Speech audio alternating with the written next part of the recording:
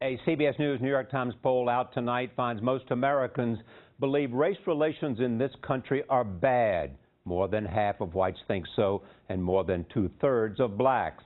Even more troubling, 40% of blacks and whites believe race relations are getting worse.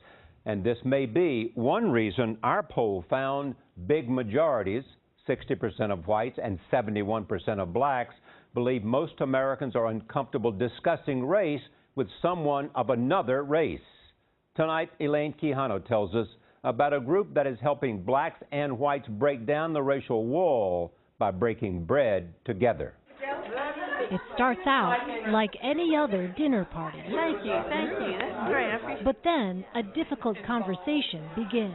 Blacks don't trust white people by and large. I didn't have any black friends. I mean, a couple of acquaintances. I never had them in our home, never been in their homes. They call themselves Chattanooga Connected, a group of blacks and whites who meet once a month to have dinner and talk openly about race. And we are different. Yeah, but when I first came to the group, I was a little skeptical at first. I grew up in a very white neighborhood. We are segregated by every facet of our lives. They didn't want to have anything to do with me. She married a black man. They were brought together by 75-year-old Franklin McCauley, a son of privilege whose family name is seen everywhere in this town.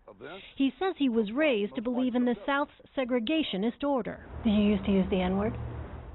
I've used the N-word, and I told some in-jokes. They were less. They lived in less homes. They got off the street. They said sir to me as a young man. But in college, a conversation with a student from a nearby African-American school changed everything. He said, "You know where we eat lunch? My uncles and I, who fought in World War II